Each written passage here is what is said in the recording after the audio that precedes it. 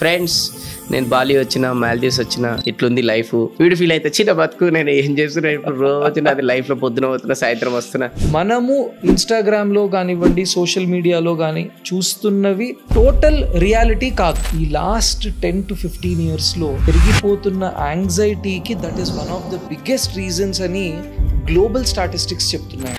ఇప్పుడు ఈ మధ్యకాలంలో స్పెషల్లీ మన సొసైటీలో కంపారిజన్ అనేది ఎక్కువైపోయింది అనమాట. కంపారిజన్ కూడా రెండు రకాలు ఉంది. ఒకటి ఎక్స్టర్నల్, ఇంకోటి వచ్చేసి ఇంటర్నల్.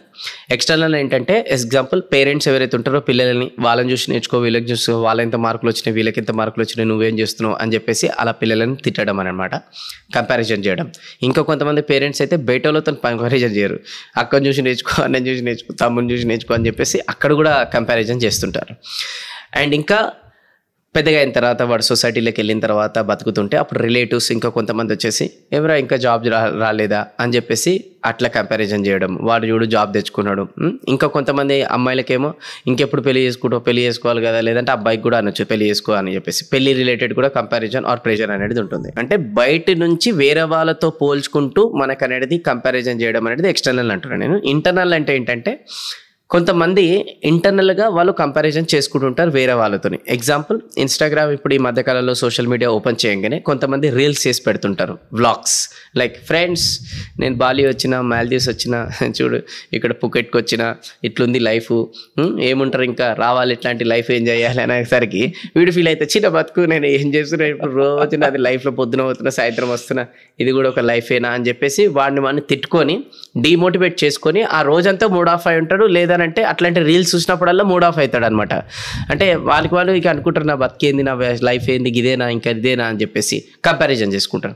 ఇంకా కొంతమంది ఏంటంటే ఫిలిం చూస్తున్నప్పుడు ఆ హీరోయిన్ డ్రెస్సెస్ చూసేసి నేను ఎట్లున్నా, నా లైఫ్ స్టైల్ ఎట్లుంది, వాళ్ళ బాడీ ఎట్లుంది, నా బాడీ ఎట్లుంది అని చెప్పేసి అట్లా కూడా అనుకుంటారు. లేదంటే కొంతమందిని ఇన్ఫ్లుయెన్సర్స్ యూస్, ఇంకా కొంతమంది లైఫ్ స్టైల్ని చూసేసి వాళ్ళ ముందర నేనేంటి అని చెప్పేసి వాళ్ళు కూడా అట్లా కంపారిజన్ చేసుకుంటారు. ఈ కంపారిజన్ ఇంటర్నల్గా కావచ్చు, ఎక్స్టర్నల్ కావచ్చు. దీని ప్రభావం మైండ్ పైన ఎలా ఉంటుంది, అండ్ ఈ కంపారిజన్ వెనకాల మైండ్ పైన ఎఫెక్ట్ పడే ఆ సైన్స్ కూడా చెప్పండి. వాస్తవంగా అండి, మీరు ఏదైతే ఈ సోషల్ మీడియా ఇన్ఫ్లుయెన్స్ అనేది చెప్పారో, ఈ లాస్ట్ 10 to 15 yearsలో స్పెషల్లీ అడాలసెంట్ ఏజ్ గ్రూప్లో పెరిగిపోతున్న యాంగ్జైటీకి that is one of the biggest reasons అని గ్లోబల్ స్టాటిస్టిక్స్ చెప్తున్నాయండి. ఓకే. ఎందుకంటే మీరు ఇందాక చెప్పినట్టు చాలామంది ఇతరుల జీవితాన్ని చూసి నా జీవితం అలా లేదు అనే ఒక ధోరణిలో, ఒక ఆలోచన ధోరణిలోకి వెళ్ళడము అనేది చాలా రెగ్యులర్గా మనం చూస్తున్నాము. అన్ఫార్చునేట్లీ అందరికీ తెలిసిందే, కానీ అడాలసెంట్ ఏజ్ గ్రూప్లో తెలుసుకోలేని విషయము ఏమిటి అని అంటే, మనము ఇన్స్టాగ్రామ్లో కానివ్వండి, సోషల్ మీడియాలో కానీ చూస్తున్నవి టోటల్ రియాలిటీ కాదు. ఎందుకంటే అది సింపుల్ ఆస్పెక్ట్స్ నుండి చూద్దామండి. ఇప్పుడు ఒక ఫోటో తీరుతారు, ఆ ఫోటోకి ఒక ఫిల్టర్ యాడ్ చేస్తారు. ఈ మధ్య స్లిమ్మింగ్ యాప్స్ కూడా వచ్చాయి. సో మనం సోషల్ మీడియాలో చూసే వరకు ఓకే, అందం అంటే ఇలానే ఉండాలి, డ్రెస్సింగ్ అంటే ఇలానే ఉండాలి, వేసుకుంటే ఒక పర్టికులర్ బ్రాండ్ ఇదే వేసుకోవాలి, నేను ఇలాంటి హౌస్లో ఉండాలి, ఇలాంటి లొకేషన్కి హాలిడేకి వెళ్ళాలి, ఇలాంటి వెహికల్ కొనుక్కోవాలి. ఇవన్నీ కూడా మనము అక్కడ చూసి నేర్చుకుంటున్న విషయాలు. రెండోది మనం తెలుసుకోవాల్సింది ఏమిటి అని అంటే, ఇన్స్టాగ్రామ్లో ఎవరు కూడా వాళ్ళ దుఃఖాలని పెట్టారు. ఇప్పుడు నాకు ఒకవేళ ఏదైనా అనారోగ్యం ఉందనుకోండి, అది నేను ఇన్స్టాగ్రామ్లో పెట్టాను. నేను అచీవ్ అయినది నేను అందులో పెడతాను, నా హ్యాపీ మూమెంట్స్ని మాత్రం పెడతాను. కానీ ఒక మనిషిని మనం ఫాలో అవుతూ వాళ్ళ లైఫ్లో పెట్టే అప్డేట్స్ అన్నీ చూసి, అరే లైఫ్ అంటే ఇట్లా ఉండాలి కదా, నా లైఫ్ ఇలా లేదు కదా అని ఆలోచిస్తూ చాలామంది కూడా యాంగ్జైటీస్లోకి కానివ్వండి, డిప్రెషన్లోకి కానివ్వండి వెళ్తూ ఉన్నారు. ఖచ్చితంగా ఇటువంటి ఆస్పెక్ట్ అన్నది చాలా తీవ్రంగా మారుతోంది. అండ్ దీనిని తగ్గించాలి అని అంటే డిజిటల్ డీటాక్స్ అనేది చాలా అవసరం. ఎందుకంటే ఈ డిజిటల్ డీటాక్స్లో అసలు ఈ ఎలక్ట్రానిక్ మీడియా నుండి కానివ్వండి, లేదా స్పెషల్లీ సోషల్ మీడియా యాప్స్ నుండి కానివ్వండి, స్మాల్ బ్రేక్స్ అన్నది తీసుకోవడం. We all agree that there is a lot of world that is running in this. కానీ చిన్న చిన్న బ్రేక్స్ తీసుకోవడము, అదొక 4-day బ్రేక్ కానివ్వండి, ఒక 7-day బ్రేక్ కానివ్వండి, లేదు అలానే మనము ఒక డేలో ఎంతసేపు వాటిని వ్యూ చేస్తున్నాము, 2 hours 3 hours అనేది మనము ఫిక్స్ చేసుకోవడం అన్నది కూడా చాలా హెల్ప్ అవుతుంది. లేకపోతే ఎన్నోసార్లు చాలామంది ఇలాంటివి చూడడం వల్ల తీవ్రమైన మానసిక ఒత్తిడిలోకి వెళ్ళిపోయి, నాకు చాలామంది అడాలసెంట్ చిల్డ్రన్ ఎవరైతే మేము కలుస్తున్నామో వాళ్ళు చెప్తూ ఉంటారు, వాళ్ళు ఈ ఒక ఇన్ఫ్లుయెన్స్లో పడి పిక్చర్స్ పోస్ట్ చేయడం ఆపేశారు అని. వాళ్ళ పిక్చర్స్ అసలు పోస్ట్ చేయడం లేదంటే, ఎందుకంటే ఇప్పుడు వాళ్ళ బ్రెయిన్ లో ఒక అన్రియలిస్టిక్ ఎక్స్పెక్టేషన్ అన్నది ఉంది. ఓకే, పర్టికులర్ డ్రెస్ వేసుకోవాలి, లేదా పర్టికులర్ ఫిగర్ ఉండాలి, లేదా పర్టికులర్ కాంప్లెక్షన్ ఉండాలి, అప్పుడే పిక్చర్ పోస్ట్ చేయాలి అనే ఒక ఇర్రాషనల్ థాట్ లోకి వాళ్ళ బ్రెయిన్స్ వెళ్ళడం అన్నది మనం చూస్తున్నాము.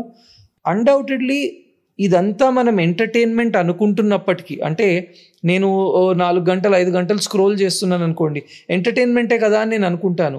కానీ అంత వాల్యూమ్ ఆఫ్ ఇన్ఫర్మేషన్ నా బ్రెయిన్లోకి వెళ్తుంది అని నేను గ్రహించలేకపోతున్నాను. అంత వాల్యూమ్ ఆఫ్ ఇన్ఫర్మేషన్ ఏదైతే ఉందో అది న్యూరోనల్ టాక్సిసిటీకి దారి చేస్తుంది.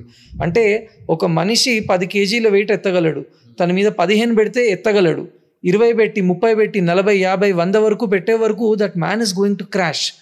అలానే మన మెదడు లోపల ఉండే ఈ సెల్స్ కూడా ఈ ఎక్సెసివ్ ఇన్ఫర్మేషన్ తీసుకోవడం వల్ల సెల్స్ అన్నవి క్రాష్ అవుతున్నాయి, లోపల కెమికల్ ఇంబ్యాలెన్సెస్ అన్నవి జరుగుతున్నాయి.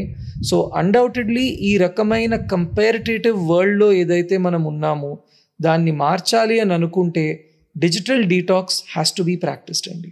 రైట్. డిజిటల్ డీటాక్స్ అంటే మీరు అన్నట్టు మొబైల్ ఫోన్ని వాట్ ఎవర్ ఉందో, ఎందుకంటే ఏదైతే మనం కన్జ్యూమ్ చేస్తున్నామో దానివల్లనే ఈరోజు చాలా మనము డిప్రెషన్లకు, యాంగ్జైటీలోకి మనం వెళ్తున్నాం.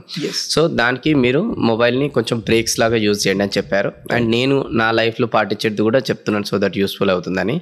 సో నేను మొబైల్లో నోటిఫికేషన్స్ అన్నీ కూడా ఆఫ్ చేసుకుంటాను అనమాట. సో దట్ ఆ నోటిఫికేషన్ వచ్చినప్పుడల్లా మనం దాన్ని ఒక్కొక్కే ఓపెన్ చేస్తాం అండ్ చూస్తాం, అండ్ అందులో ఏముండదు.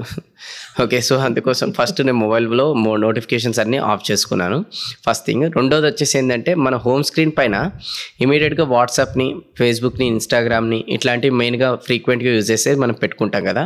సో మన ఖాళీకి ఇట్లా ఒక 2 seconds or 5 seconds or 10 seconds or 60 secondsలో కూడా మనం మినిమం 1-2 times ఇట్లా ఓపెన్ చేసి ఆ వాట్సాప్లో ఏమో జరుగుతుంది, మళ్ళీ ఆ వాట్సాప్ పోగానే మళ్ళీ స్టేటస్లు ఎవరెవరు పెట్టుకున్నారు, మళ్ళీ వాళ్ళందరూ ఇట్లా గోత్రు అవడం, ఆర్ ఇన్స్టాగ్రామ్ ఓపెన్ చేసి కిలోమీటర్ కొట్టుకోవడం, ఇవన్నీ కూడా చేస్తుంటాం. సో అందుకోసం నేను సెకండ్ టిప్ ఏం చేశానంటే, మొబైల్ హోమ్ స్క్రీన్ పైన ఈ వాట్ ఎవర్ సోషల్ మీడియా మెయిన్గా ఫ్రీక్వెంట్గా మనం యూస్ చేసి తీసేసి only incoming out going calls related అదే నేను యాడ్ చేసుకున్నాను అనమాట, డైలర్.